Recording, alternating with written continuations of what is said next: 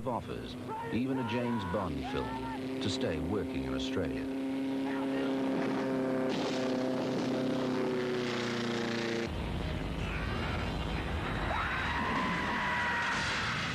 In a spectacular revival, a new generation of Australian filmmakers and films were making an impact on the world.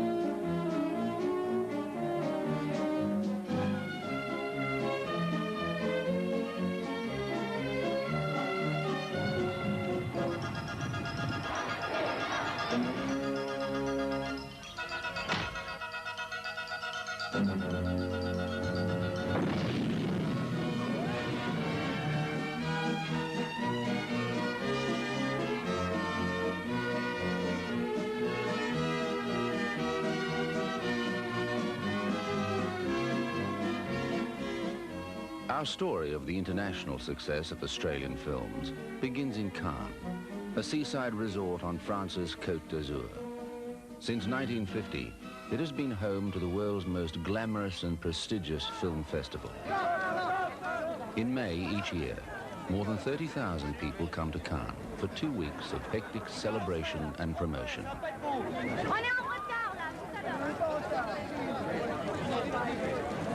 The festival that gave Brigitte Bardot to the world this year applauds Nastasia Kinski and Gérard Depardieu, two of Europe's biggest stars. Another celebrity is sex star Edie Williams, making her annual and nightly appearance to the delight of the press corps and others.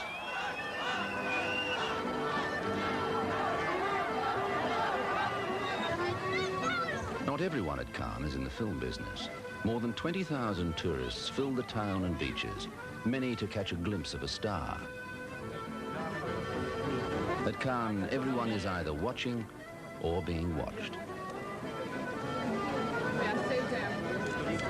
Well, I've just finished. Get all the people in the background, show a bit of can. That's it, lovely. Now, glance round to me. That's it. In Cannes, even a friendly game of beach tennis attracts an audience.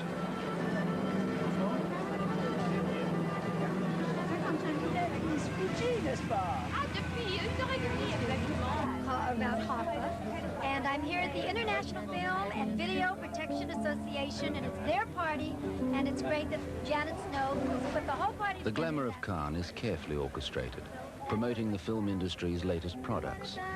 Cannes is a place for launching films and stars, even a new hit song. Will I find the love with but one kiss away? Or will I be foolish and run the other way?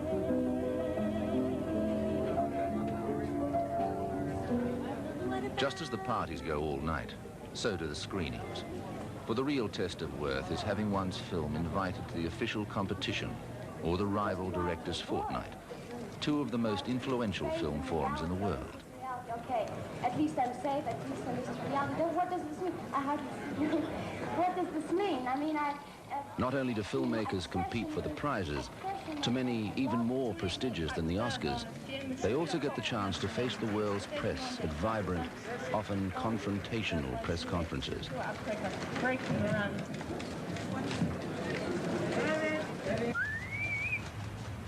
The Cannes day begins again as the hotel attendants reset the beach lounges and umbrellas in preparation for the day's sunbakers at $5 a day. For the critics and distributors searching for discoveries, it is a quick read of the daily program before heading off to the day's 6 or 7 films, chosen from the hundreds on view. One of this year's most critically acclaimed films is The Year of Living Dangerously, the only Australian film in competition. Metro-Goldwyn-Mayer presents a new film by Peter Weir. Mel Gibson. Sigourney Weaver. The Year of Living Dangerously. Ah, quoi? This is Guy Hamilton from ABS, Colonel Ralph Henderson. How do you do? Been listening to your broadcast. Rather more interesting than your predecessor. Thank you. Gilly! Oh, Billy, what are you doing here? You never come to the pool. I brought someone to meet you. Really? Who I find you here. This is my special friend, Gilly Bryant. Hello. Guy Hamilton. Well, drinks all round. Oh, yes, please. The Year of Living Dangerously is a multi-million-dollar Australian-American co-production. You're lucky. The stars are Hollywood actress Sigourney Weaver from the film Alien, and Australia's Mel Gibson, star of the Mad Max films and Gallipoli. How are you guys? I like elevators too. In Cannes, he is hailed as the new John Wayne. After a successful press screening, the stars and director face the world's top film journalists and critics. The director of The Year of Living Dangerously is Peter Weir, who made Picnic at Hanging Rock, The Last Wave, and Gallipoli. Monsieur Mel Gibson.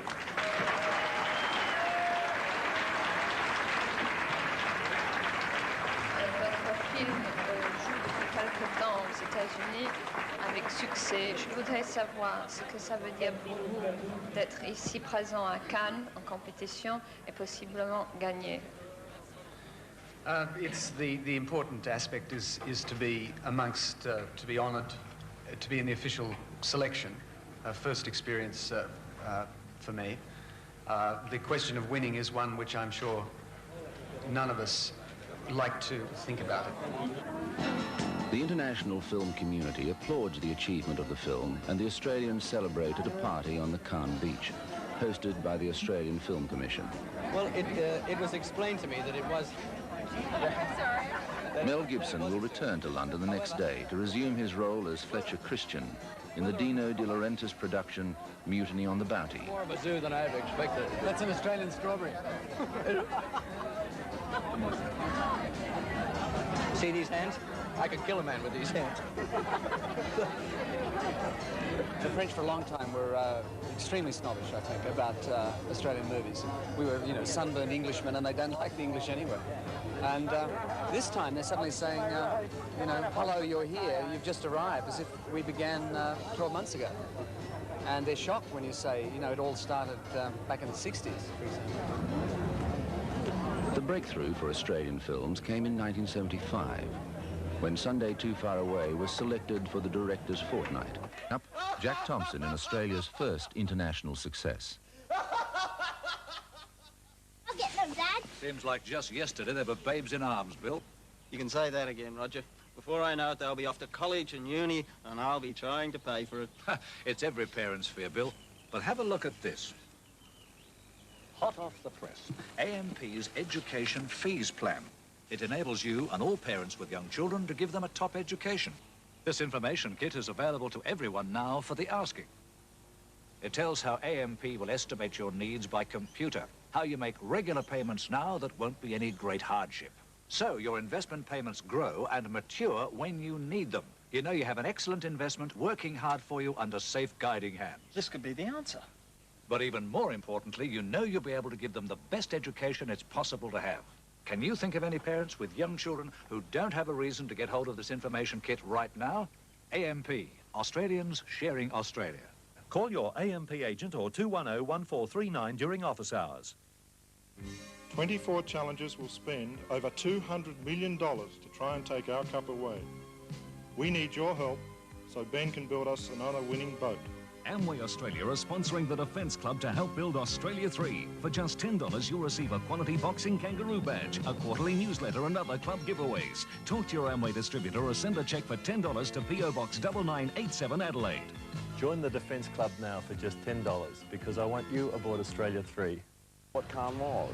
I came to see what Cannes was. It was obviously something important to film, And I could see it was going to be important to us as filmmakers in Australia, because it is an international marketplace, a sort of, you know, springboard, particularly for an emerging film industry. All the time. Right. Okay, fine. Yep. Or you can bring him back. I think you're a lot of crooks. That's what I think.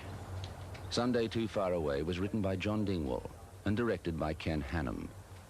Hannum made the trip to Cannes in 1975 to attend the director's fortnight screening. I really thought the cinema would be empty, you see. And I went to get in, I couldn't open the door. And I walked back into the foyer, and the next moment, there was this enormous clapping, and then the doors burst open. The reason I couldn't get in was that people were sitting on the floor up against the door.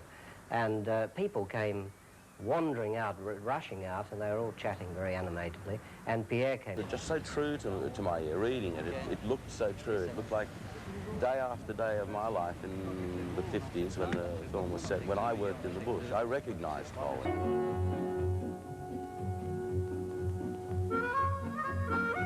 The success of Sunday Too Far Away at Cannes convinced the local industry that films about Australia had a market overseas. In the decades before, it had been left to overseas filmmakers to portray Australian life on the screen.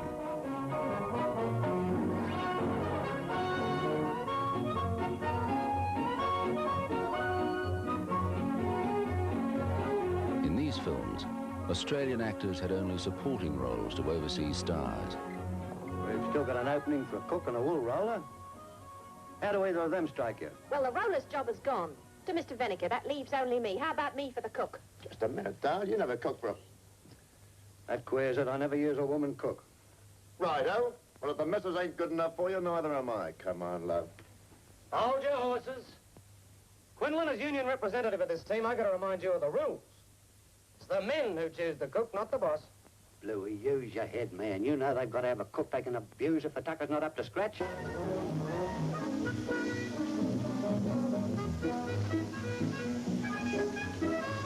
The wool shed at Carriwaloo Station, used for the Sundowners, would 15 years later be the location for Sunday Too Far Away.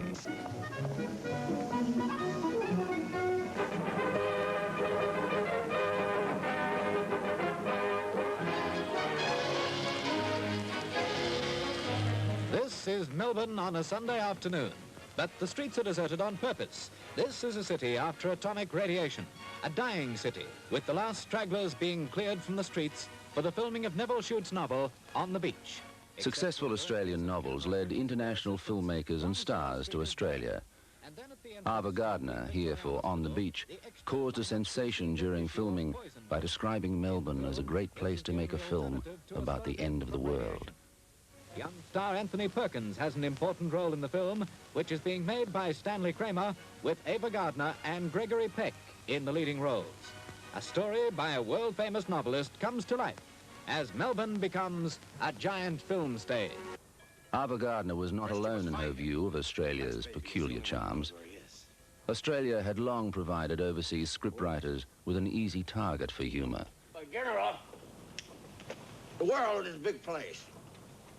Thank goodness, my needs are small. As it turns out, I have this affinity for beachfront property. What do you want? Australia. Australia. I figured secretly you wanted to know, so I told you. Australia. That's your great idea. Oh, boy, it's the latest in a long line.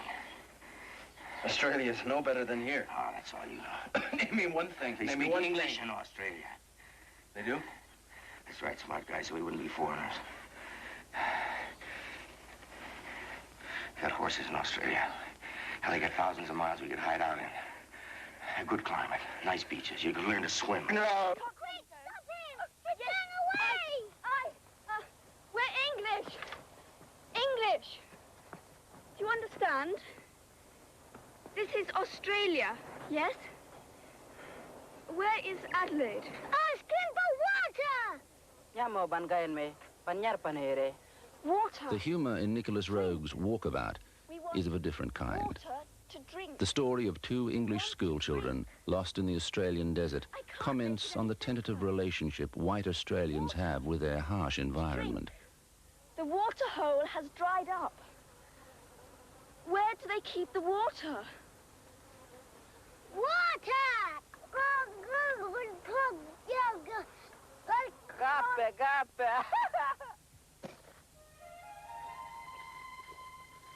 Nicholas Roeg, the British director of Don't Look Now and The Man Who Fell to Earth, had worked in Australia earlier. I'd worked on a film in Australia some time before called The Sundowners. And I liked the very original quality of the landscape and the setting.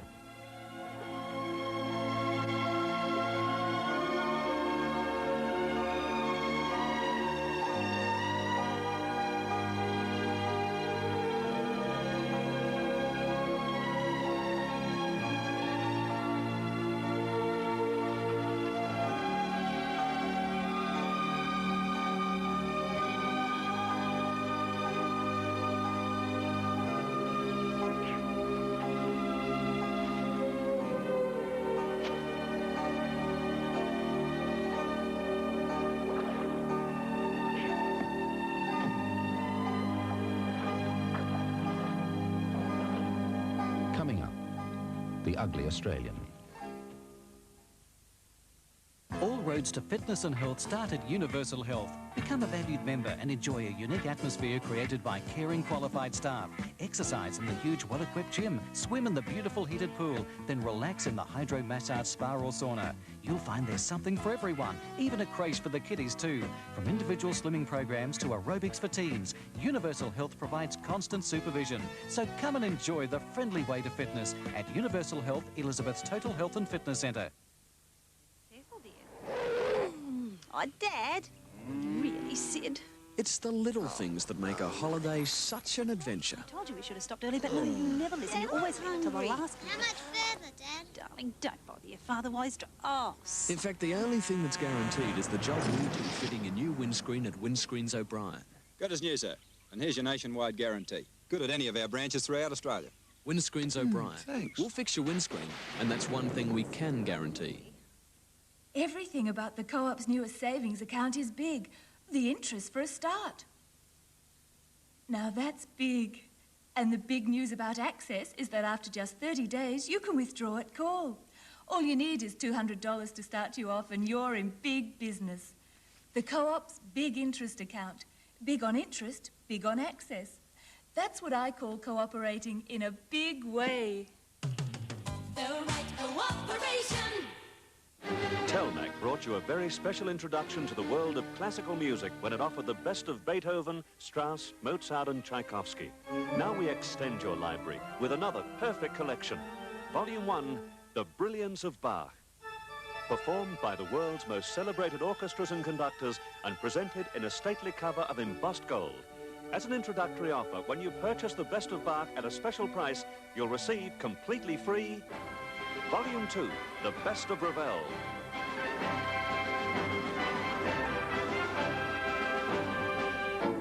Plus Volume 3, The Best of Chopin. As well as Volume 4, The Best of Brahms. All 4 records, beautifully recorded and elegantly presented, are yours when you purchase Volume 1, The Best of Bach. Your own personal classical library of 4 exceptional records at just $12.99 from Telmac. If Nicholas Roeg found the poetic and beautiful in the outback, Canadian director Ted Kotcheff in Wake in Fright saw an ugly side to the Australian character. This is John Grant, a handsome, intelligent, ambitious young school teacher. This is John Grant, an ugly, sweaty, desperate animal. What happened to John Grant? The outback happened to John Grant. He went on holiday and never came back. The outback, a strange place with strange names like Tibunda, Bundinyaba. Strange people.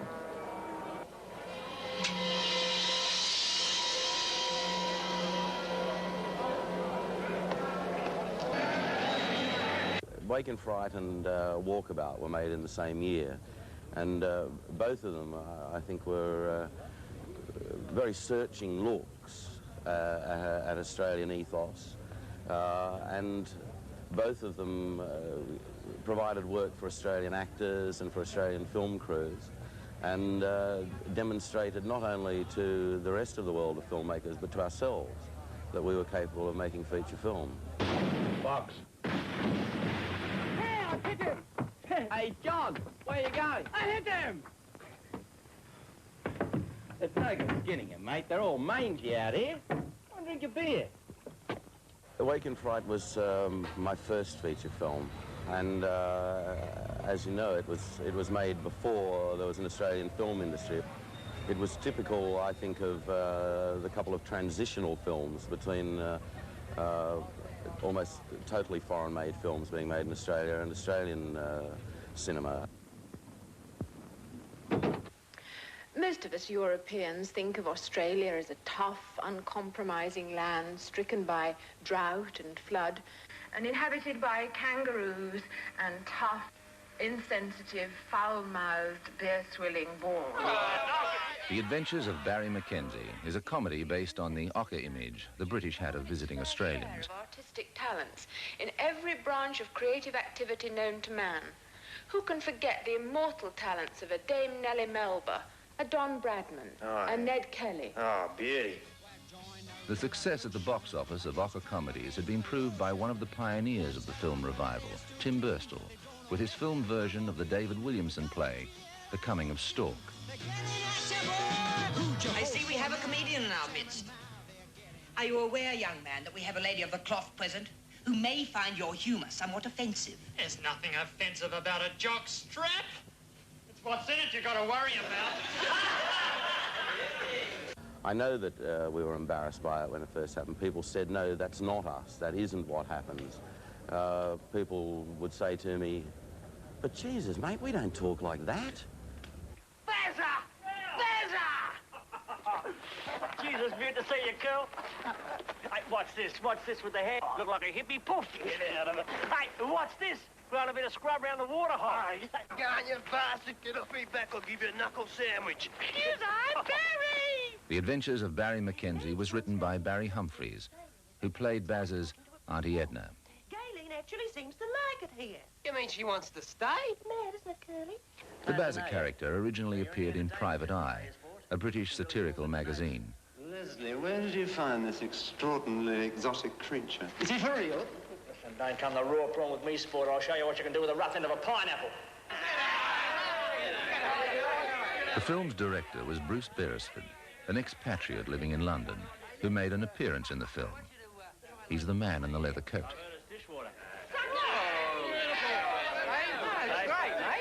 Come on. This wouldn't put me wrong, would you? No. All right. Oh. It's terrific. Come on, beautiful. I don't know. You sure? Get it Come down.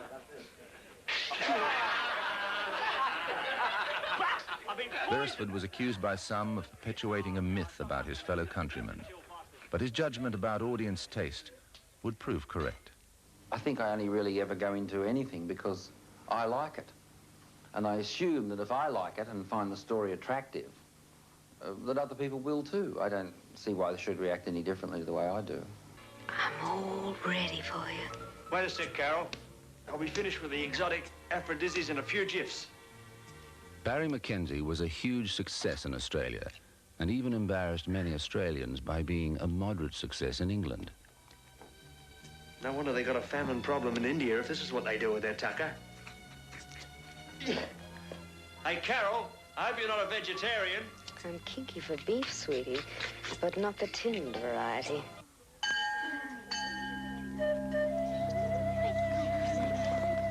In 1976, a film appeared at Cannes of a totally different genre.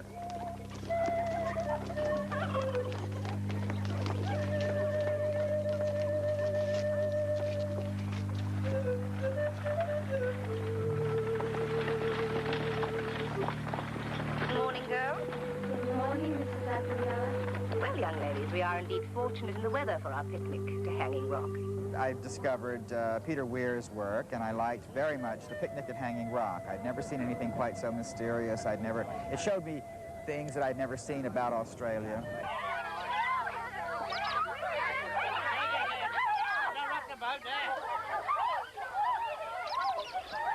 Picnic at Hanging Rock appeared at Cannes the year after Sunday Too Far Away. It surprised many critics with its lyrical style, which contrasts vividly with Sunday Too Far Away and Barry Mackenzie. Beautifully photographed by Russell Boyd, who won the British Academy Award for photography, Picnic at Hanging Rock became the first Australian film to find a large audience in Europe. Picnic was terrifically successful. I seem to recall we sold Picnic for a very small amount of money in Italy. I recall a figure after its first 3 months of release in Rome, it had done $250,000 in that city alone. So the success of it was gigantic in Europe and in South America. Based on the novel by Dame Joan Lindsay, Picnic tells of the disappearance of a group of schoolgirls on Hanging Rock in 1901.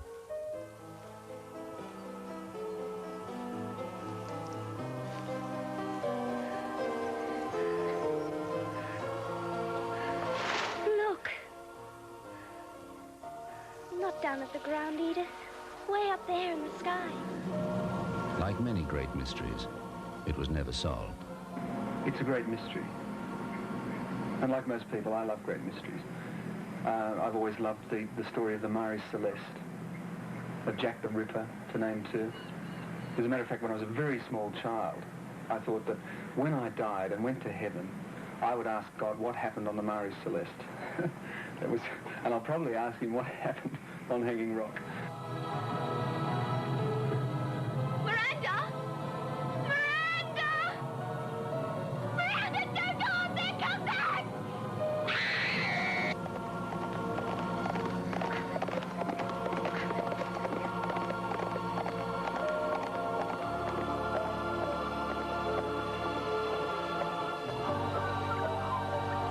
Coming up, Cannes honors the chant of Jimmy Blacksmith. Most people call it paradise, I just call it home. If you could see it with my eyes, you'd want to call it all your own. Diamond head, white kiki, big brown eyes, and water so blue. Fresh fish caught from the sea. My Honolulu, this island is mine. I'm Honolulu through and through, but my kind of beer just isn't made here. In this great city, this great beer is making waves. Foster's Lager. June in the sea, it's set just for me. See it glitter when the sun goes down. Foster's Lager, it's got the flavor that's taking it all around the world. If you wanted home delivered, Just one look, that's all it took. Just one look, if you want to know who keeps your kind of hours, just one look, that's all it took. Just one look, or when you need something fast, just one look, that's all it took. Just one book, Hello Yellow Pages, every time. the Telecom Yellow Pages, it's your one lookbook. Some people make sure they always get what they want. Tickets, please. You, pleasant journey. Tickets. People just can't get enough of those delicious, juicy sultanas, and their body loves bran. Kellogg's Sultana Bran. It's the breakfast cereal that everybody goes back for, if there's any left. Tuesday at 8:30, Channel 9 proudly presents the 1984 South Australian Sports Star Awards. The great names from the past will be joined by another when we salute the best of our sportsmen and women. Join host Tony Charlton when Channel 9 and Caltex bring you this special presentation, live 8:30 Tuesday night.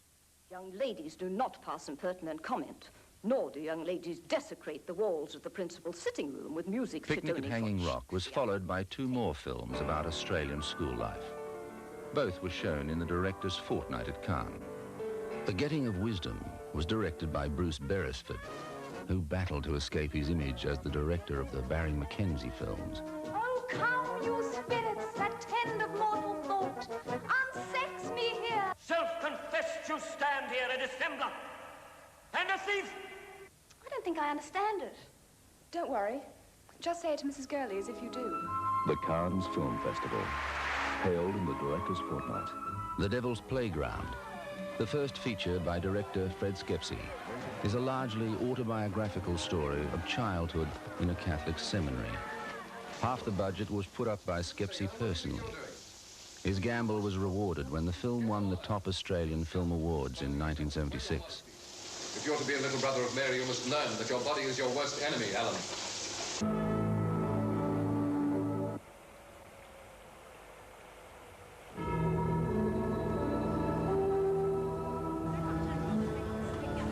Then in 1978, Skepsey topped the success of The Devil's Playground by having his next feature, The Chant of Jimmy Blacksmith, invited into the official competition at Cannes. It was the first Australian feature so honoured. I know that everybody had been pushing and trying to get into the festival, and I suppose I would. The night of its screening got a terrific reception. It was incredibly uplifting for me. You know, got a standing ovation at the end, and got pretty good reviews. Skepsey did a heroic thing with this in a country that values mediocrity, almost congenitally values mediocrity. He said, I'm going to make one of the best 10 movies since World War II. Now, if there's anything wrong with Australia, which, as we all know, is God's own country, it is that there aren't enough people around who say, I'm going to make the best. I think The Chant of Jimmy Blacksmith is the finest Australian film I've seen. But that gets at a subject that Americans are a little wary of, because that, of course, really gets it at the Australian past and the Australian experience in terms of race and sex, race war and sex war. Australia, I think, have made people really confront the fact that they've hardly ever had to deal with the issue of whether they're racist or not, and made a lot of them find out that the film's very confronting. I don't back away from the issues. To me, that's what was in the integrity of the book, and I stayed with that. The murders are very strong. They are an anti-violence statement, so they're not romanticised or glamorised in any way, and they're very hard to take. I'm the Tasmanian Devil.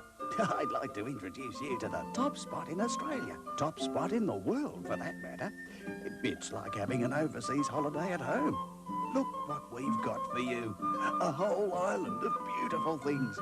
You know about our history. Taverns, inns, mansions. You name it, Tassie's got it. There's even more to Tassie. Quiet, secluded beaches. Wild rivers. Rugged mountains. Nightlife. Entertainment. Seafood. And the people. You'll love them. Enjoy a 7-day fly-drive holiday in Tassie for only $553. You get airfare, accommodation, rent-a-car, and free passes to attractions right around the island. Tempted? See Tas Bureau or your travel agent. It's only $553 from Adelaide. So come on, I'll show you a devil of a time. Tasmania, be tempted. All roads to fitness and health start at Universal Health. Become a valued member and enjoy a unique atmosphere created by caring qualified staff. Exercise in the huge well-equipped gym, swim in the beautiful heated pool, then relax in the hydro massage spa or sauna. You'll find there's something for everyone, even a creche for the kiddies too. From individual swimming programs to aerobics for teens, Universal Health provides constant supervision. So come and enjoy the friendly way to fitness at Universal Health, Elizabeth's Total Health and Fitness Centre. Thursday night, Colt and Howie are back in action. Give a local boy a shot at the title. Live in Vegas, we got the main event of the year. Leon, you're not going to fight again. You promised. I won't go back on my word. You don't have to take any more punishment, kid. You've already proved yourself. And Brannigan, take the money and run. Hand over the cash. Otherwise, I go to the cops. President of Pipe Fix. Hey, listen, my friend, you sound like you really got a death wish, and I'm gonna grant it. The Fall Guy, 7:30 Thursday night on 9. The critical recognition for Australian films in Cannes was coupled with marketing efforts by producers and government film bodies. The Australian Film Commission led the assault with their talking koala. Here I am at the Majestic Hotel. I guess the Cannes Film Festival will be home for the next 2 weeks. It's all too much for a bear to bear. Now, sit back and let me roll the latest lineup of motion pictures from down under. I just love Australian movies. Cannes is the place where everybody discovered Australian films first. From Cannes, the movies, some of them, the ones that were lucky, the ones that generated some interest out among distributors and exhibitors, went to New York.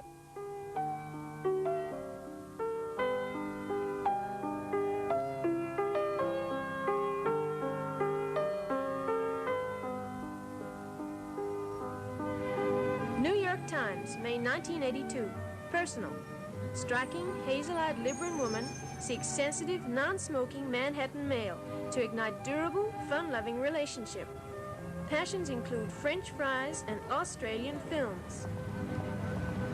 The New York Film Festival in 1978 featured the Australian film Newsfront, the first of a series of films to make an impact on the North American art film circuit. Who wows the Sheilas with his handsome look and dial? Nobody else but little me. Who knocks them rotten with just a pleasant smile?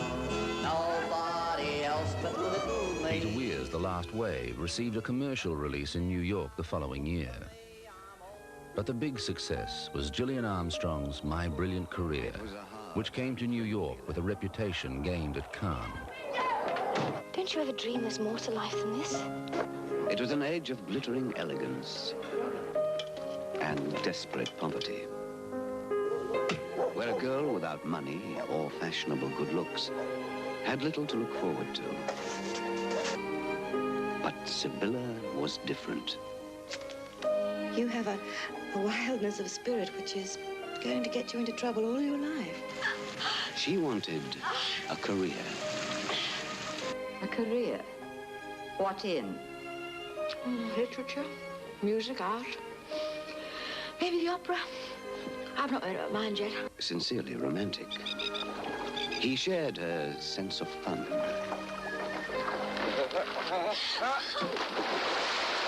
It was very reassuring to see stories, even if they were stories set in the Victorian era, that were completely worked out and told very carefully and with new performers. So it was, everybody on the screen was new to us, and some of them were very good. One of the newcomers to American audiences was actress Judy Davis, in only her second screen role after graduating from the National Institute of Dramatic Art. You know, I think ugly girls should be strangled at birth by their parents. It's bad enough being born a girl, but being born ugly and clever. Ah, clever, are you? Well, I hope so. I'm done for if I'm not. Has to be something I'm good at. There's sure to be.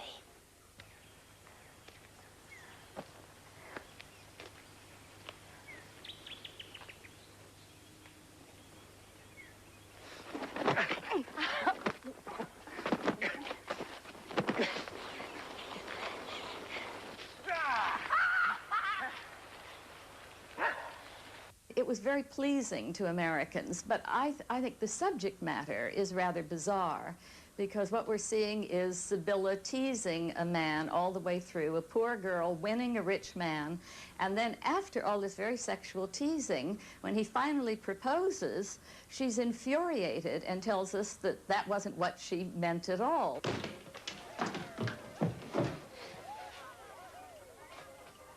Didn't you like me dancing with the peasants?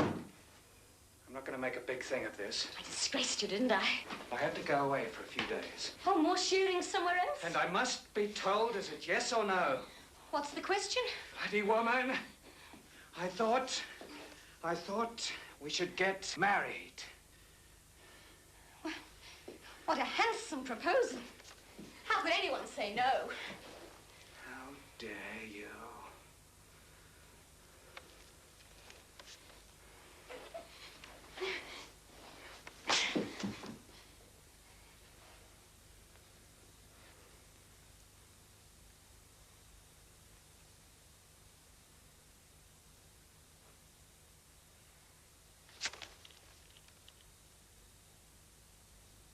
It was a fine piece of starting filmmaking. And I think it's very unusual to see a first film that is that assured. My Brilliant Career was nominated for an Oscar for Best Costume Design, featured in 2 prominent American critics' top 10 lists for the year, and Judy Davis won a British Academy Award for her performance. By 1980, New York cinemas screened Australian films on a regular basis to a small but appreciative audience. Brian Brown and Breaker Morant. Your Adelaide Mitsubishi dealers present the new Sigma Encore sedan and wagon. With all the features that made Sigma South Australia's top-selling 4. With up to 43 mile per gallon economy. And if you think that's good value, just take a look at the price. But hurry, stocks of new Sigma Encore are limited. See your nearest Adelaide Mitsubishi dealer right now.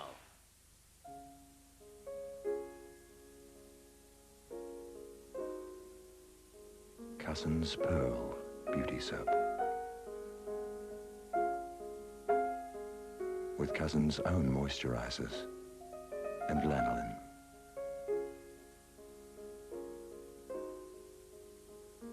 Gentle, nourishing pearl from Cousins. Disprin, Australia's leading aspirin, now brings you pain relief that's easy to swallow. Disprin capsules, from a name you can trust. Sunday night, 2 lonely women find friendship and understanding. Why does sex complicate things? Sex is power. In search of happiness, one woman seeks fulfillment, but no longer has the respect of a mother. I believe in coping. We all know how well you cope. Deborah. Did you take any pills? Elizabeth Taylor and Carol Burnett in the powerful drama Nobody Makes Me Cry, 9 o'clock Sunday. In New York City, we picked a good theater and we ran only New York for 6 months. We did not book the film around the country until after 6 months. It had a tremendous reputation. Then we ran it all through the country, and it had a very, very wide circulation, well over 200 cities in the United States. When I received the award, I said, this isn't for me. This is for the Australian film industry. This is for the years that all of us have been making film and coming to Cannes and wanting to believe that we had the ability to make film that was significant internationally. And as I said before, it's proved to be just that. It was, in a sense, particularly for the people who made the film, our entree and our acceptance in a world of international filmmakers. I think what I play is Australians, you know, and there's no doubting that I'm Australian. Everything that I've been influenced by is Australian. Our personality is what's interesting to the rest of the world, and our personality is one that is a bit anti-authority. It's one that sort of says, when someone says you can't do that, we say who says, and that's a sort of a larrikindness, I suppose. I find it particularly attractive quality in us, and I think a lot of the rest of the world do too. It was a film, an exciting story, but it was a film about man's inhumanity to man and the stupidity of war. And it took one little episode in one small war, and this epitomized the whole idiocy of any war at any time, anywhere. A lot of the Americans say, gee, you don't give the Pommies much of a chance, do you? And, well, certainly with Breaker and Gallipoli, we said some pretty hard-hitting things against them, but that's how it was, and you just have to wear it. I mean, the English have done some terrific things, but there's certain things in their past that haven't been too nice, just as there are in ours and just as there are in the Yanks. But, you know, it makes for damn good stories. I never for 1 minute felt that it was in any way anti-British. And any of the sentiments that it expressed about the British military at that time, I fully endorsed and still do. I was always terribly drawn to that story, which I thought was extraordinary. And then I thought, I wonder if my enthusiasm for it could communicate itself. And until I first saw it with an audience, of course, you'd never know. I just wouldn't know. And at the first screening we ever had, I was too nervous to actually go into the theatre. And I was pacing up and down outside, deliberately not opening the door. And then I opened the door of the projection box to see how much it had to go. And then I thought, well, when everyone comes out, I'll ask them how it went. And I opened the door and I said to the projectionist, how much longer to go? And he looked around at me and he was crying. And I thought, why is he crying? And I thought, it's the movie. He's crying because of the movie. And I thought, it works, it works. Sitting in a movie house, you know, the Royal Command performance and hearing the sniffles and looking along the lines and seeing people crying. And I can remember in that same scene sitting in a cinema in Australia, and it had the same effect.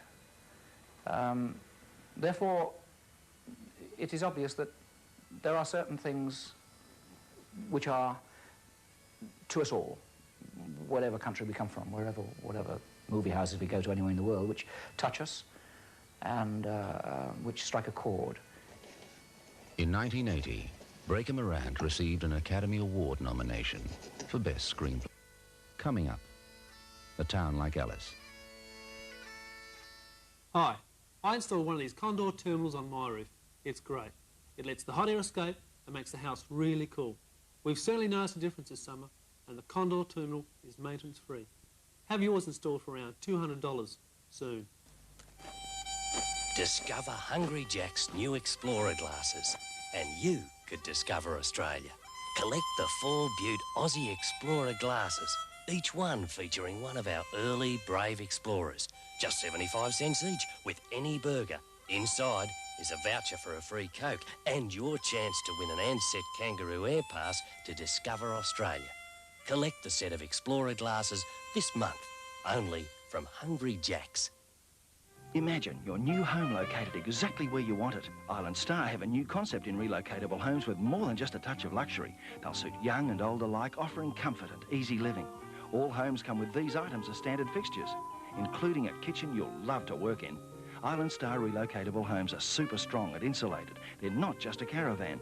Prices start at $10,000. So for a low-maintenance luxury home at a price you can afford, contact Knowles at the Relocatable Home Centre, where we change the cost of living. The biggest success that Australia has ever had in America was with A Town Like Alice on television. Everyone I know in New York and Los Angeles and Chicago and San Francisco, throughout America, people plan their weeks around the latest installment of A Town Like Alice. People cancel dinner dates to stay home. Tell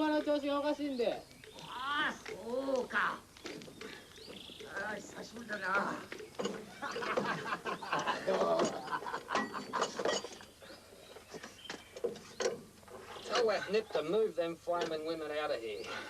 Don't you use that language in front of me, young man. Who said that? Are you English? No bloody fear. We're Aussies. Where's Millstown now? A Town Like Alice is a television series adapted from the novel by Neville Shute. It was a huge success in more than 60 countries, including the United States and Britain, where it gained an average audience of 15 million per night. It was very surprising because we thought we'd made a good program, but we didn't think we'd made anything that sensational. I think what it did, as all good successful programs do, is it touched a public nerve at exactly the time that nerve had to be touched. Is it hot in Australia? The part where you come from? Hotter than this? On my word. A Town Like Alice stars Brian Brown, who plays an Australian prisoner of war, and Helen Morse, as an English woman he meets in Malaya after the fall of Singapore. It's not a heat like this. It's a dry heat. So you don't sweat like you do here. When Brian first did the 7-minute love scene in the forest, we had one day to shoot it, and it was a hell of a thing to do in one day. And I had all sorts of theories about how the lines would go, you know. What's it like in your place around the Alice? Oh, red as far as the eye can see. Brian came on and rehearsed the scene, and she said, "What's it like round your place, round the Alice?" And he said, "Red. As far as the eye can see, red." And it was in this marvellous Australian voice that Brian has, but it was, in pure acting terms, not the most coloured interpretation of anything. Red. Red all around the Alice and where I come from. Red earth. And the mountains are all red. The McDonalds, the Kermits, the Levis, great red ranges against the blue sky. And in the evenings they go purple and all sorts of colours. And silvery white with spin effects in the dry. And then after the wet, they're green all over.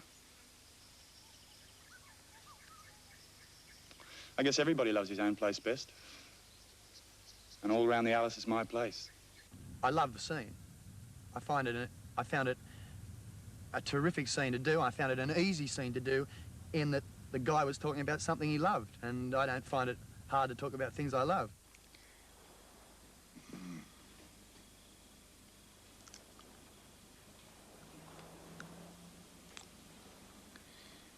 Are you sure you're not married, Mrs. Bond? Never have been. Well, then what about you and I getting spliced? Anybody looking at us now, say we're already married.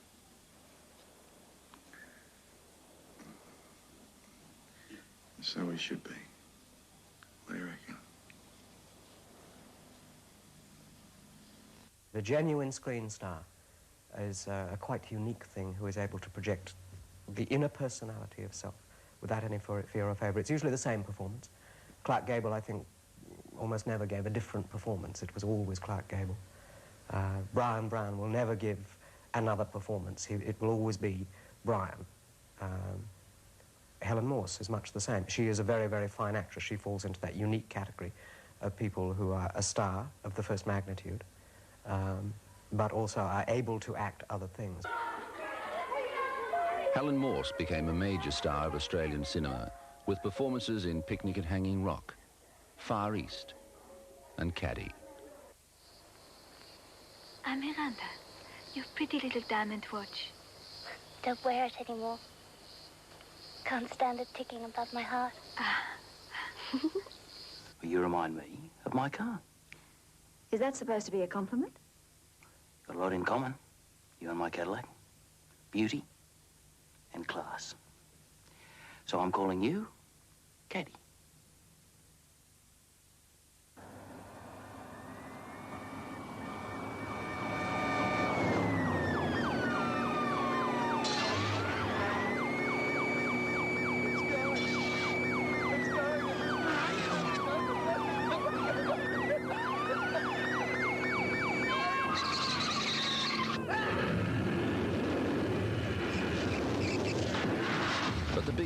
Australia has produced since the filmmaking revival in the 1970s is a young man fresh out of drama school who appeared in a low-budget car picture called Mad Max.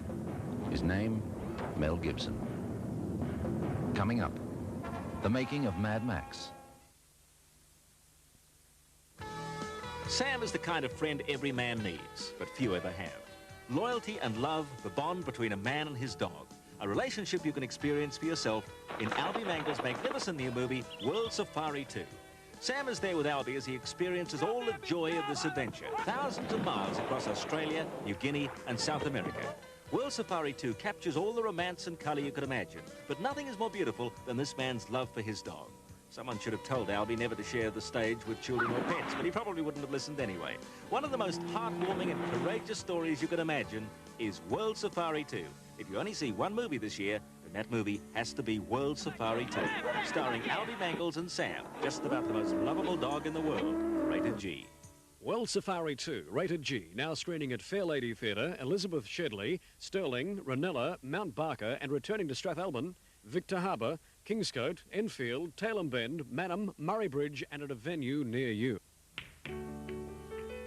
Scotch? And soda, please. Schweppes, of course. Good Scotch is expensive these days.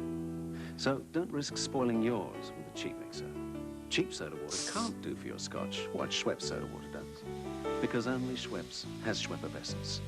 Those thousands of tiny bubbles that bring out the full taste and life of your favourite scotch. How right you are. Mix with the best. Mix with Schweppes.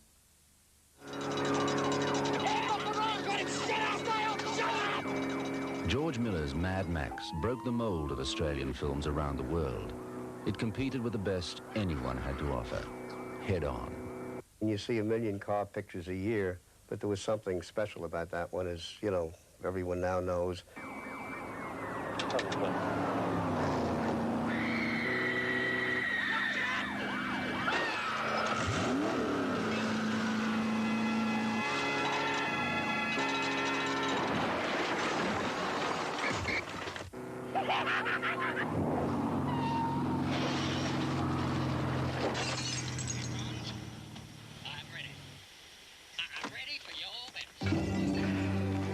Oh my God, what happened? Oh, hello, man. I just got here myself. We thought, in our opinion, and a lot of this business is guessing, and based on your opinion and experience, that the ideal market for this picture was Japan. Friedkin was right. Mad Max took more than 15 million in Japan. When we did Mad Max, we realised that we had to fulfil fantasies of a large cross-section of the audience to a degree that would satisfy us if we were sitting there watching our own program and paying $5 to do so. And it really grew from a concept like that, rather than trying to anticipate what people may want to see and cynically curtailing a production to suit that. We made something that we really wanted to see. I think really it's to the credit of Byron Kennedy, who produced, and George, because they really care. And they busted their hump. They busted it working for it to become names in the international market. But more important, Byron, for example, when it first opened in Japan, he flew up to Japan, and he just did nothing for 2 weeks but visit and stand in the back of theaters to try and learn what went with an audience, what didn't go with an audience. My life fades. The vision dims. All that remains are memories. Mad Max became the most successful Australian film ever released. A sequel just had to be made. This wasted land. But most of all, I remember the road warrior. The man we called Max. Mad Max 2 was eagerly awaited by overseas audiences. Documentaries on the making of the film were screened in the US, Japan, and Britain. The men behind these modern chariots of war are the stuntmen.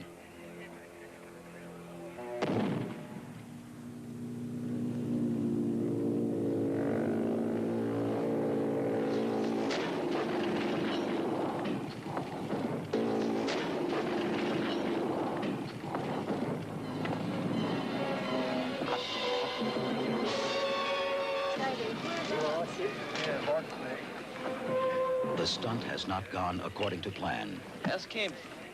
Fine. Director George Miller, who is trained as a doctor, examines stuntman Guy Norris. His injuries will not permit him to return to the production.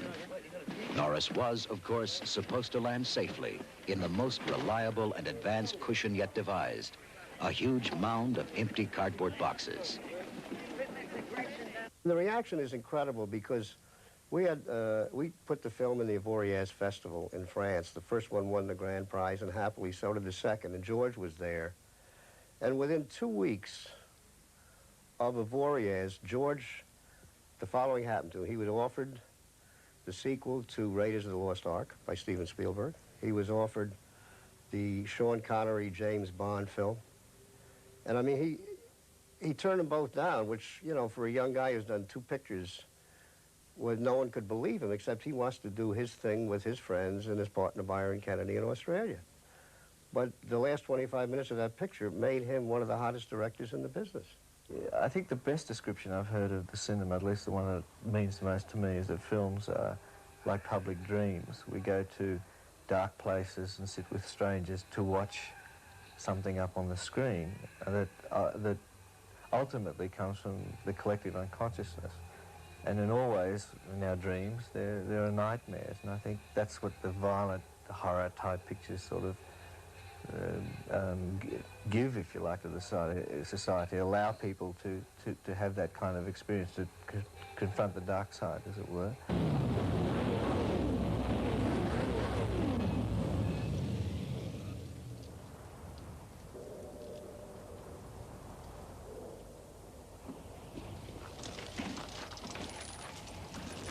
Greetings from the Humongous, the Lord Humongous, the warrior of the wasteland, the Ayatollah of rock and roller. I'm gravely disappointed. Again, you have made me unleash my dogs of war. Look at what remains of your gallant scouts. Why? Because you're selfish. You hoard your gasoline. You will not listen to reason. Now, my prisoners say, you plan to take your gasoline out of the wasteland. You sent them out this morning to find a vehicle. A rig big enough to hold that fat tank of gas. What a puny plan. Look around you. This is the valley of death. See? Nothing can escape. The Humongous rules the wasteland. Give them nothing. One thing I learned very quickly was to keep the monster out of the screen, as it were, that nothing is so strong as the audience has projected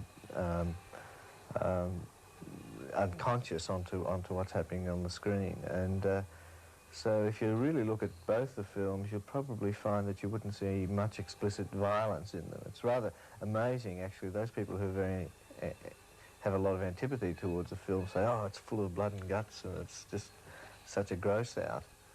And really, if they were to look at the film piece by piece, they would see very, very little blood. You see much more on television or explicit stuff. Rather, it's suggested. And you do that not as a way of copping out, but rather it's just so much more powerful when you do it.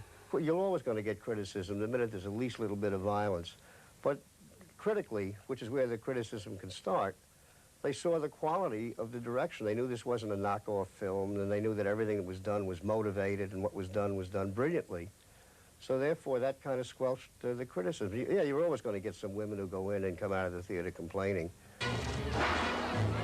My dog's wrong. The gate. Gate! The gate!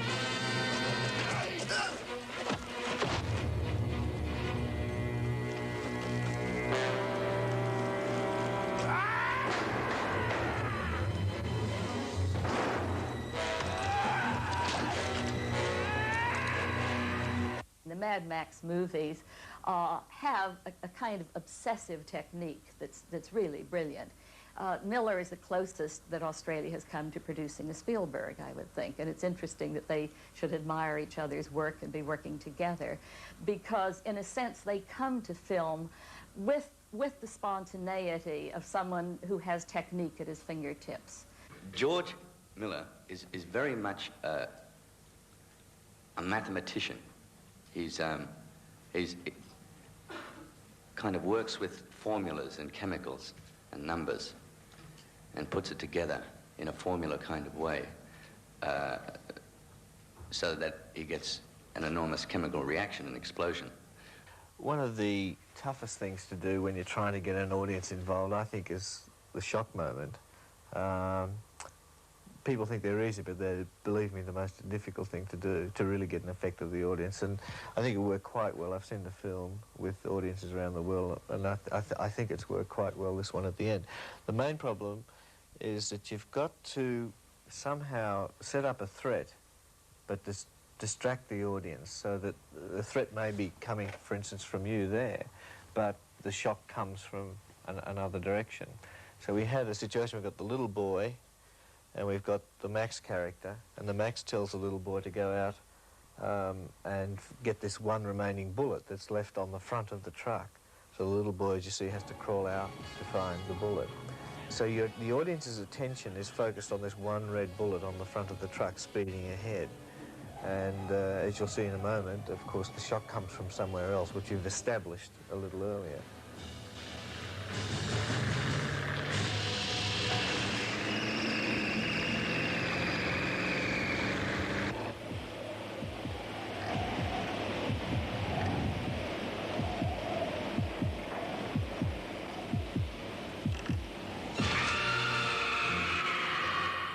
Coming up, Mel Gibson in Gallipoli.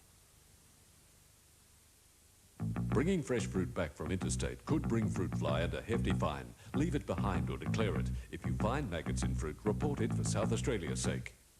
We found Australia's most boring person and had him try Sorola's new light and crunchy. Puffs. Apples. This bit has some honey on it. It's either a raisin or a sultana. It's Australia's most unboring breakfast. If you feel even slightly boring, try Sorola's new light and crunchy, Australia's most unboring breakfast. You've seen the takeaway the others are cooking. We've got the chicken and we're good looking. Nothing goes wrong and everyone's pleased. It's the only chicken for you and me. Original recipe you won't see.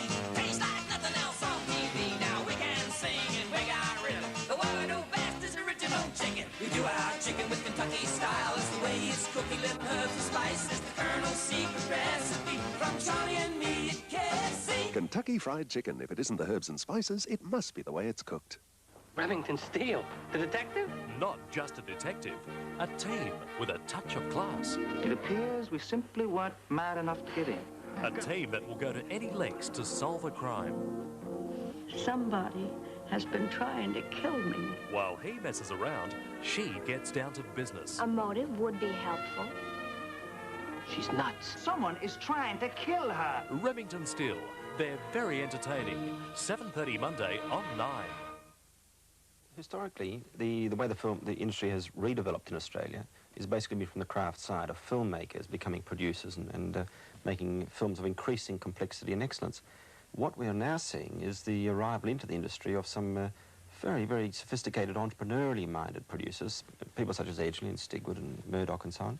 And what that means is that when we do get a success and the film really does hit the critical acclaim as well as popularity, it can get the right sort of distribution and really move around. So we are seeing business and art, if you like, coming together.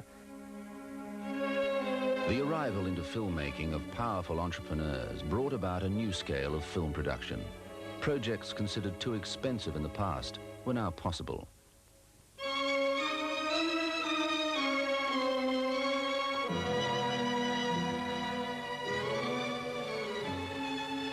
They only take toffs and farmers' sons and the light horse? You thinking of joining? Well, there's no way you get me near the infantry. The light horse. Oh, that's got a bit of class. We could join together. Well, there's only one problem, mate. What? You know, I told you I could ride. All right, lads, made up. Start the hurdle. Just like that. Done. Sir?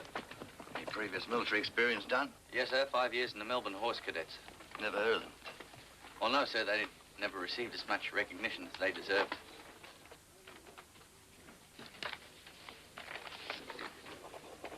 Thank you, sir.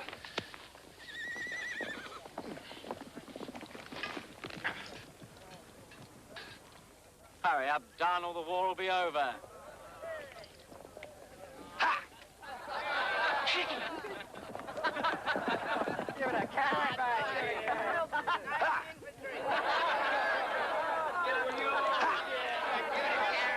Wait, walk in! Give him a rocket! All right, Don. Thank you very much. As far as Gallipoli was concerned, it was the most, sort of, I think, thrilling moment that I've had since I've worked in the industry. I was overseas and he rang me and said, would I produce Gallipoli for him? And he had been working on it, I think, to that stage for about 3 years or so. And so we started work again, and that was after a break from Picnic in sort of 1975. Gallipoli, an unrealised project of director Peter Weir for many years, was an enormous success in Australia and won 7 Australian Film Awards, including Best Film and Best Director.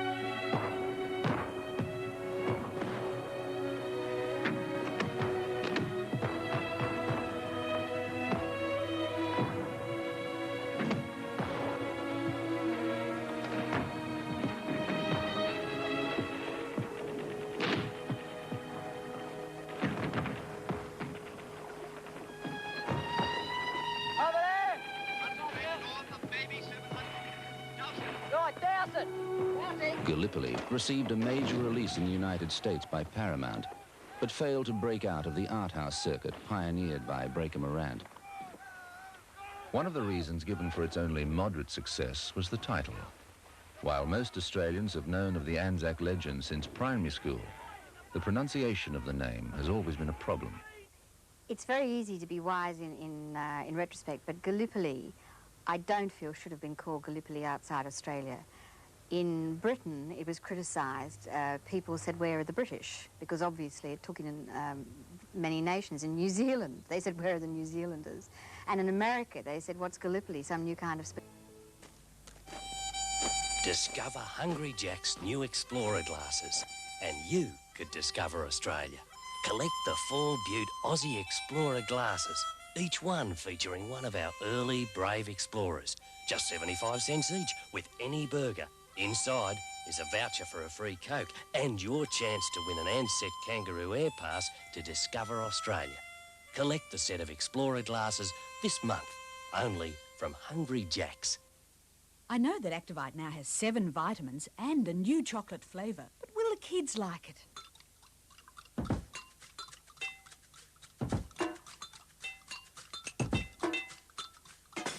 Activite, you're driving us stir crazy. Activite, you're driving us stir crazy. Activite, you're driving us stir crazy. Anyone can bake beautiful bread with Bird's Country Mill bread mix. First we put the mix and the yeast in. Now add warm water. You take the dough and stretch it, then roll it. Cover it and let it sit in a warm place for 10 minutes. Now divide the dough into loaves or rolls. Put these in a warm place for 45 minutes. Now they're ready for baking. And here's the result. Beautiful fresh bread, quickly, easily, and at such low cost. And I made it myself, with Bird's. Someone submitted a script to me based on The Man from Snowy River. I didn't think it was something I wanted to do, but I made whatever suggestions I could, and they seemed to be received quite well, and that developed a rapport and went back and forth, and they acted on some of my suggestions until finally I found myself involved in the project for the first time, playing 2 roles. I think it's wrong to say that the principal reason for casting Kirk Douglas in The Man from Snowy River was the felt need to have an overseas star, as if by some magical process that would immediately sell the movie overseas. The star system right around the world is breaking down. There are very, very few names that will qualify anymore as a marquee name, a name that will really sell a movie for this pure and simple reason, and the only reason, of an audience wanting to see that actor. Kirk Douglas in the film, hope Kurt doesn't see this, but it's the truth. Kirk Douglas in the film could be more of a negative. In fact, we got his agreement and his agent's agreement that when we advertised Snowy River, we didn't have to use his name more than anyone else's. Kirk Douglas means old to the young people who are the primary audiences for film around the world. And it may have given, we were afraid it would give the impression... Box. In box office returns, it is second only to the Mad Max films. 20th Century Fox presents The Man from Snowy River. I thought it was beautiful. I got choked up. It was a good movie. Fantastic.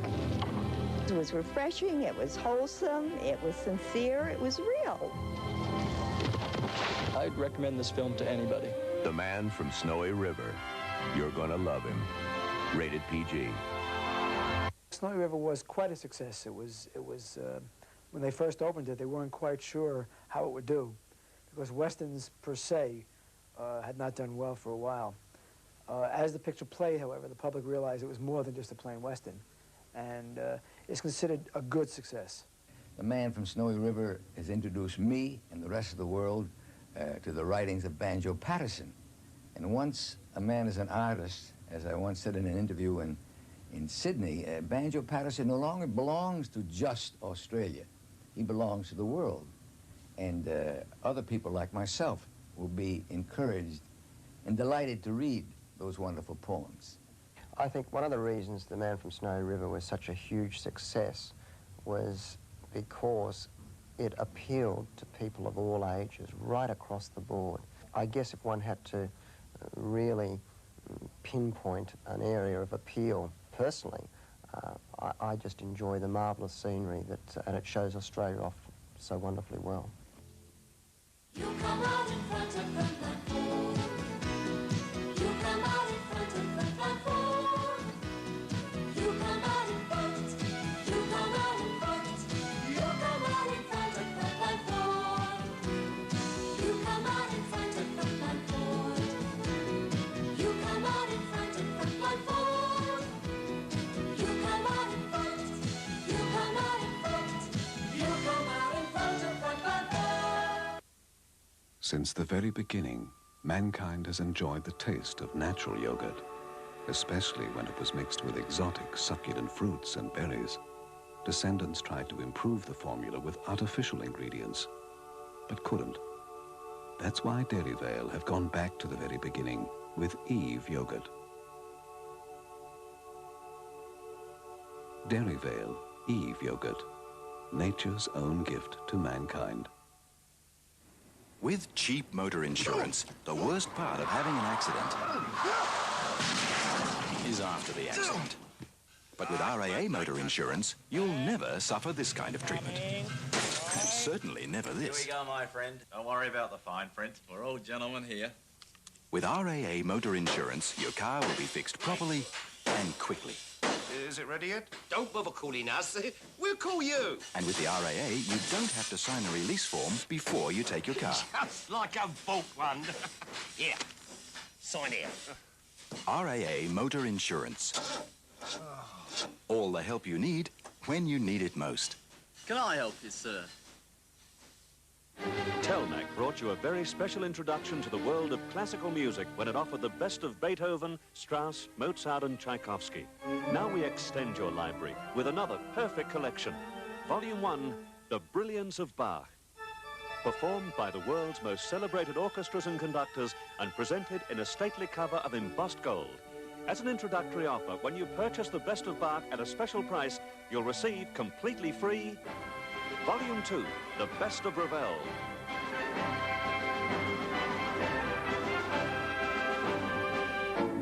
Plus Volume 3, The Best of Chopin. As well as Volume 4, The Best of Brahms. All 4 records, beautifully recorded and elegantly presented, are yours when you purchase Volume 1, The Best of Bach.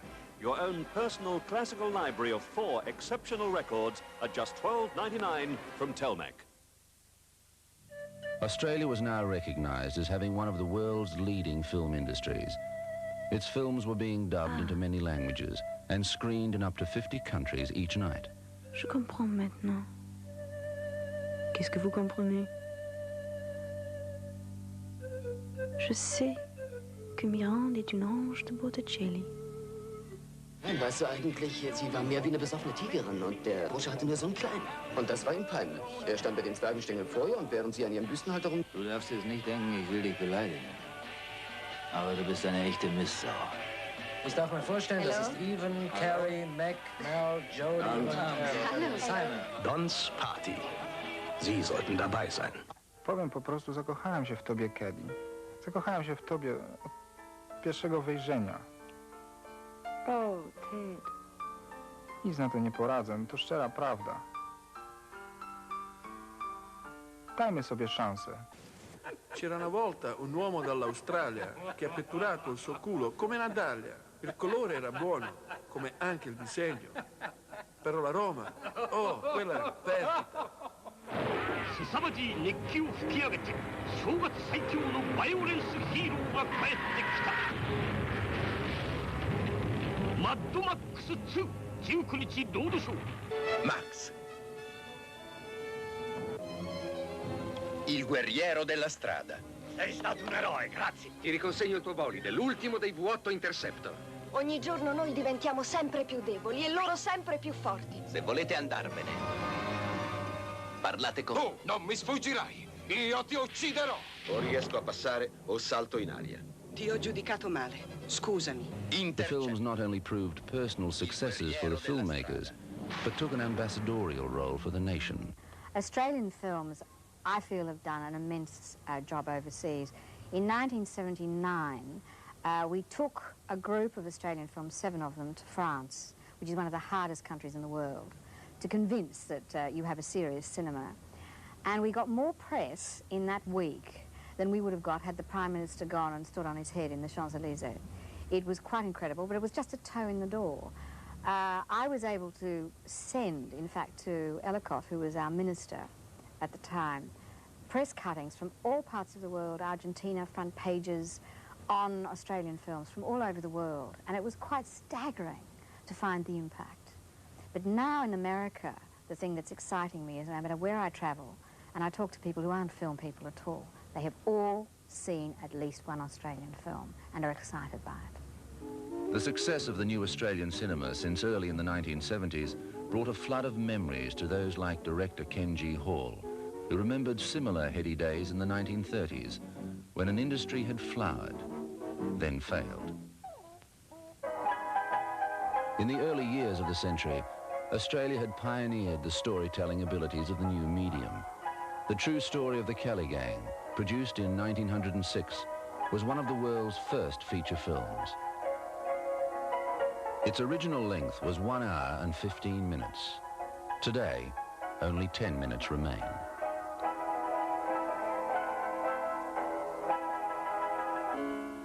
The tragedy of that early industry demise is no better seen than in the image from that Australian success for the term of his natural life. To create the fire in the convict ship, technicians ignited a collection of highly volatile nitrate film stock in the hold. What was seen then as junk footage is today recognized as some of the world's most historic cinema.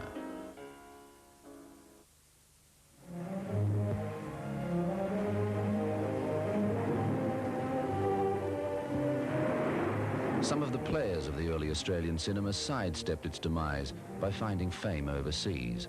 Errol Flynn began a drain of talent from behind and in front of the camera that has continued to this day.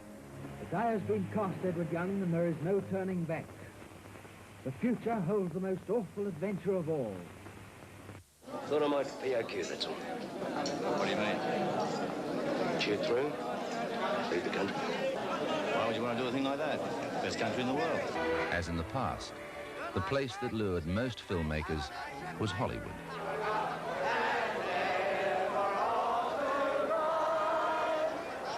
I think the unique thing about Australia is that we now have a small group of filmmakers, producers, directors, writers, actors, who are the top in the field. They're equal to the best in the world. I came to America for a number of very complex reasons, okay? Not the least of which was to get paid. You know, I've put a lot of my own personal money and my company money into the Chandler Jimmy Blacksmith and the Devil's Playground. And you just can't keep affording to do that unless you get it back in a large way. I also came to test myself in what I consider the hotbed of international filmmaking at the moment, you know. I don't necessarily agree with all the American films, but, you know, it is the center at the moment for people from all over the world to come and make films. And I wanted to get into the kitchen and get amongst the heat and get in the pressure cooker, test myself, and hone myself in various areas. Fred Skepsey, with Australian Ian Baker as director of photography, is shooting Iceman, a thriller to be released by Universal. The film is set in the remote northern reaches of Canada, where scientists find a frozen Neanderthal man who, on thawing, comes back to life. You know, we've shot on locations in Churchill on the Hudson Bay, which is right up in northern Manitoba, right in the subarctic, and then we shot in Stewart, where there are glaciers.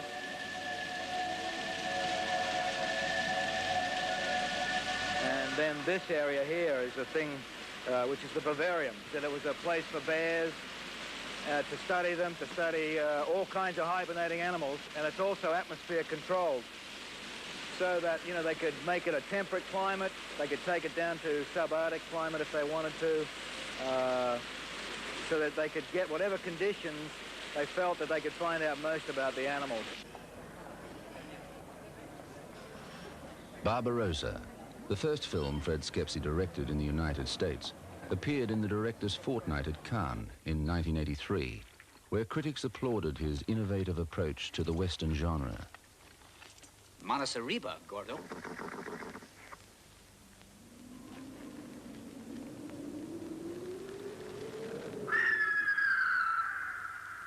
Well, you're just a damn farm boy. Yes, sir. No!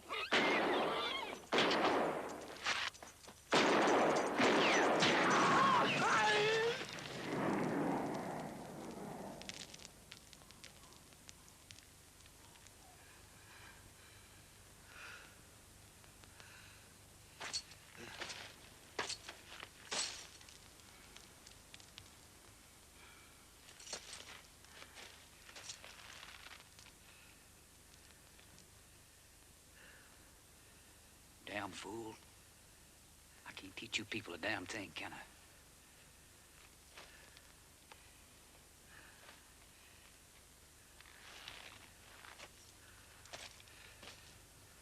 Barbarossa, the Western that he made in this country, is, I think, the best Western that's been done here for, perhaps the past 5 or 10 years.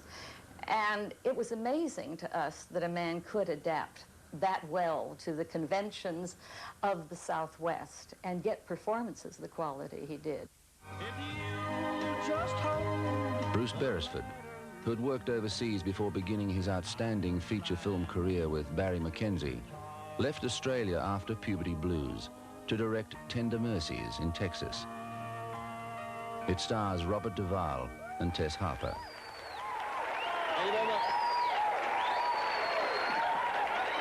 Partly, I suppose, it's been marvellous working for the first time in my life with a reasonable budget.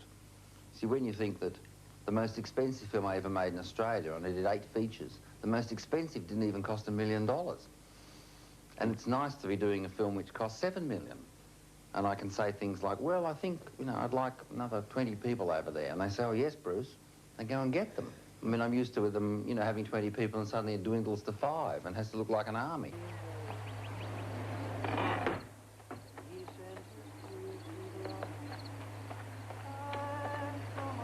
Tender Mercies was an outstanding critical success.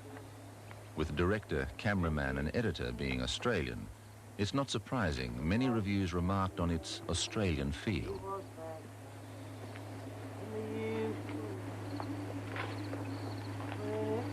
Thanks for the football, Mac. Welcome, Sonny.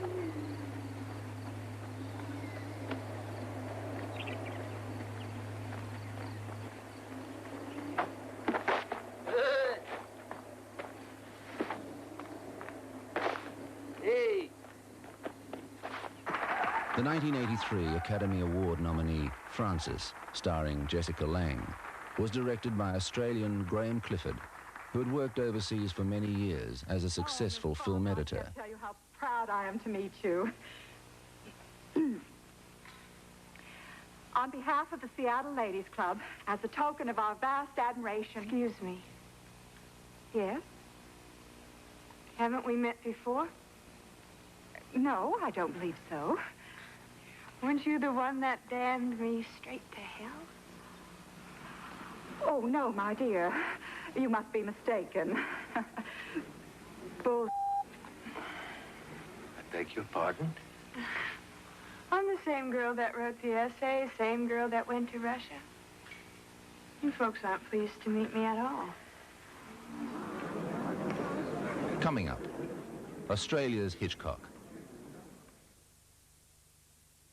Good to see you, Dave. Lovely house, Bill. Air-conditioned, eh? Ducted, mate. Bet that cost a bob. Don't be a goose. You ever known... AFA ducting season is open. We'll duct an average home with Carrier from $3,100. How many ducks? Here, take a gander. Ducks for the kitchen. Yeah. Ducks for the lounge. Yeah. And ducks for the bedrooms. Whack. AFA ducting season. Phone or duck in for a free quote. Hey, Bill. Yeah, mate. Where's the bird in the corner? For all babies' needs, see Your Child's Nursery, YCN, 236 Growth Street, Adelaide, just west of Beaumont Tiles. See us before you buy. Maybe your floors will never feel the weight of an elephant, but the traffic over home or office carpets can still add up to jumbo-size pounding. What you need to assure long carpet life is Huga Magic. These floors have it, and need never show damage or wear because Huga carpet squares can be replaced or moved round to share the wear. Flexibility, adaptability, call it Hugability for home or office. Huga, the good-looking carpet squares that let you walk all over them. Contact the Huga Design Centre or your Huga retailer. Film or tape? Why not the best aspects of both? Your standard or Super 8 movies transferred to a Kodak video cassette, all yours at a minimum cost of $15 for 10 minutes. And now it's so easy to organise. Just take your movies to a Kodak dealer displaying the Videotrans sign. You'll find a one-stop shop for film and tape too. By all means, go on recording your moving moments permanently on film and then take the movies to a Kodak dealer for tape transfer by Videotran, the masters of imagery. In that window on the second floor, the single one in front, that's where the woman was first seen. Let's go inside.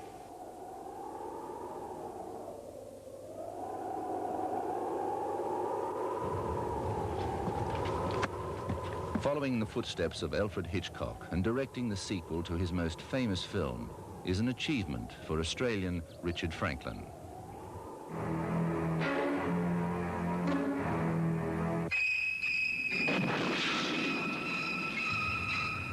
Psycho 2 is Universal's biggest picture for the American summer of 1983.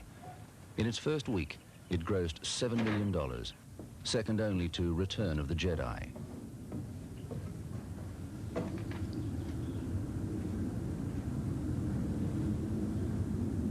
I own a motel not too far from here, and you'd be welcome to spend the night in one of the empty rooms if you'd like. Good night, Mary. And he's back in business.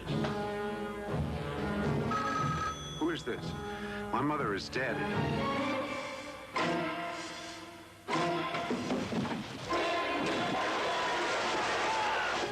I'm telling you, there was a note on that wheel from my dead mother.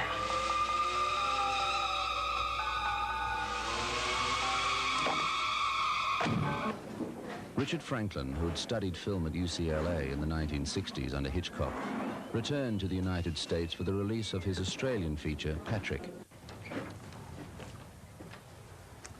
Well, this is the same house that Mr. Hitchcock used. The exterior, at least. It was further down, but they'd built a tour around it, and so we moved it back here and regraded the hill and set it up as it had been, built a section of the motel. We had to rebuild all the interiors, of course. There's nothing in here. This is just a shell, but it's the original. Concern by some within the industry about Australians embracing American ideals and finance was reflected in Phil Noyce's Newsfront. Oh, what do you think? Well, it's an Australian series, right? Shot in Australia. At bottom it's a Western, but what the hell? It's an Australian series. With an American star? Yeah, a big one. My lips are sealed. And I what? Co-produce? Yeah. Co-produce or production manage? A bit of both. You handle the Australian end of things. And you handle the American end of things? Yeah. I don't know. Can we eat? I'd really love to eat. Look, don't think on it as an office job. You still get to travel, Melbourne, Adelaide, all that. And you travel back and forth Los Angeles coordinating? Something like that, yeah. I don't know. I saw a koala yesterday at Taronga Park Zoo. Oh, my, I never saw a koala before. They've got appendixes this long. Oh, no, you're kidding me. No, he's not. They got appendices this long. My next number is one I'm sure you all know, and it's in honor of Mr. Frank McGuire, a local boy who's come home. Ah, what a surprise. Must have been my buddy. Whack out.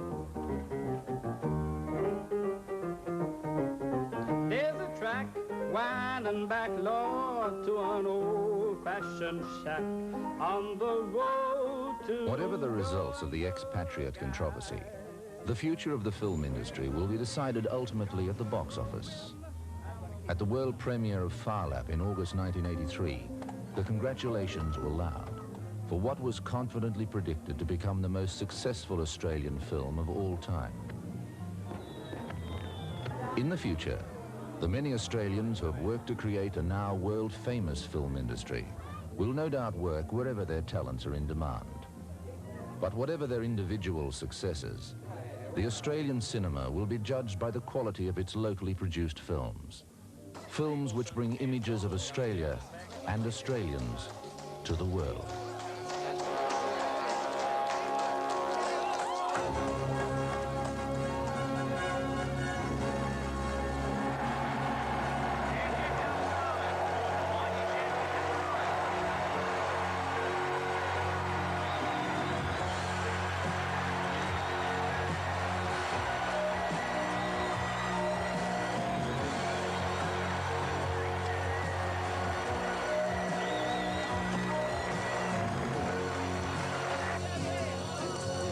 Stop us now, Bobby.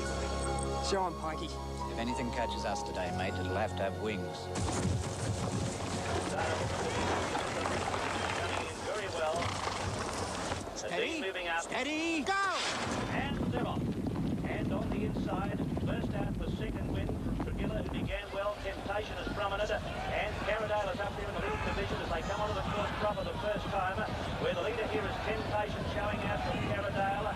Going forward on the outside, and he was followed by second wind, and a bit further back is Shadow Kid and Barlap has got well back in the field as they come down to take past the fence. The Wonder Horse seems to have run out of steam. You can't buy real quality for 160 guineas. Carradale's going well, Lachlan. He's going to win me that cup.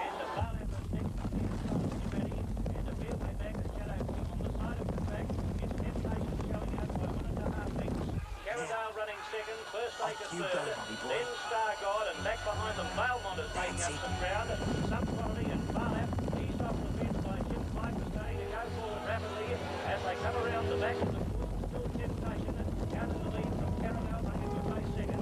Second win on the inside of Shadow King, and a bit of break to Valmont, followed by the deep of some quality, and Barlap is still going forward. By second win, Temptation, and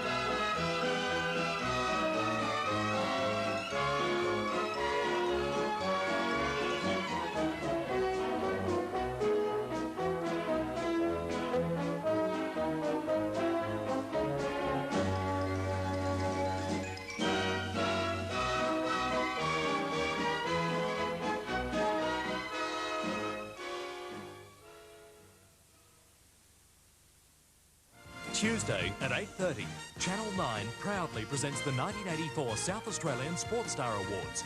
The great names from the past will be joined by another when we salute the best of our sportsmen and women. Join host Tony Charlton when Channel 9 and Caltex bring you this special presentation, live 8:30 Tuesday night. Racing expert Kevin Sattler presents a comprehensive roundup of the day's racing in South Australia next, followed by Gene Hackman in the first of our all-night movies.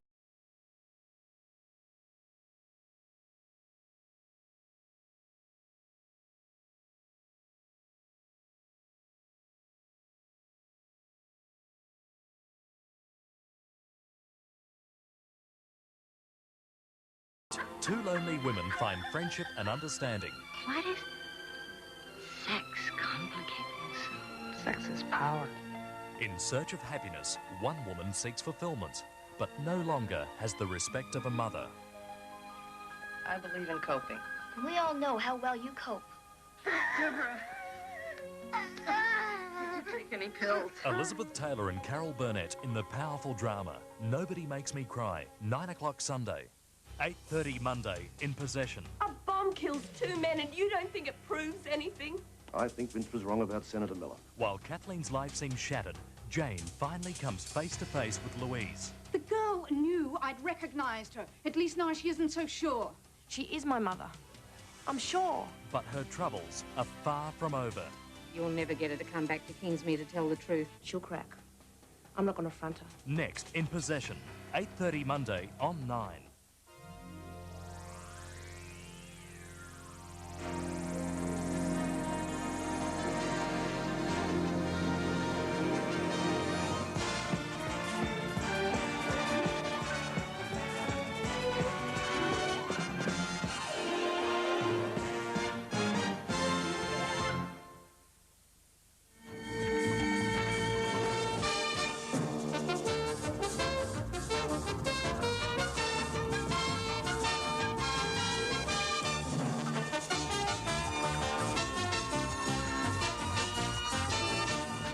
Good evening, everyone. Thank you for waiting up to see our wonderful coverage of the racing at Morfordville today.